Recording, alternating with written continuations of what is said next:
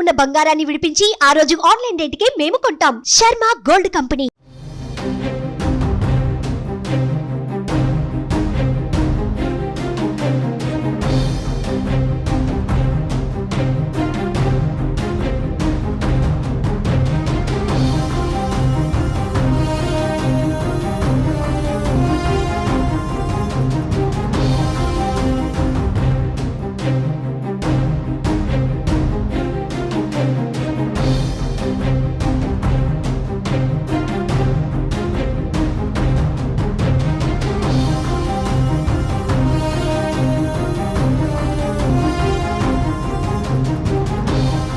Andhra Pradesh assembly ఫలితాల్లో trends మొదలయ్యాయి. తొలి ట్రెండ్స్ లో టీడీపీ, జనసేన, బీజేపీ కూటమి అత్యధికంగా కనిపిస్తోంది.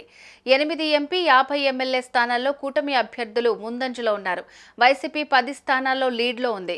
కొన్ని నియోజకవర్గాల్లో హోరాహోరీగా ఓట్లు కనిపిస్తున్నాయి. టీడీపీ బలంగా చెప్పుకున్న నియోజకవర్గాల్లో కూటమి అభ్యర్థులకు అత్యధికత కొనసాగుతోంది. పిఠాపురంలో పవన్ ఆధిక్యత కొనసాగుతోంది. రాజమండ్రి, నంద్యాల, నర్సారావుపేట, విజయవాడ పార్లమెంటు స్థానాల్లో టీడీపీ కూటమి అభ్యర్థులు లీడ్లో ఉన్నారు. కావలిలో వైసీపీ, కోవూరులో టీడీపీ అభ్యర్థులు లీడ్లో ఉన్నారు. జగ్గంపేటలో టీడీపీ అభ్యర్థి జ్యోతుల నెహ్రూ ముందంజలో కనిపిస్తున్నారు. నర్సారావుపేటలో టీడీపీ అభ్యర్థి లావు శ్రీకృష్ణదేవరాయలు 509 ఓట్ల ఆధిక్యంలో ఉన్నారు. నెల్లూరులో వేమిరెడ్డి ప్రభాకర్ రెడ్డి లీడ్ కొనసాగుతోంది.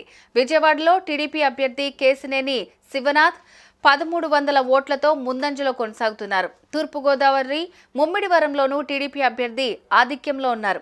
అమలాపురం అసెంబ్లీ స్థానంలో టీడీపీ అభ్యర్థి లీడ్లో కొనసాగుతున్నారు.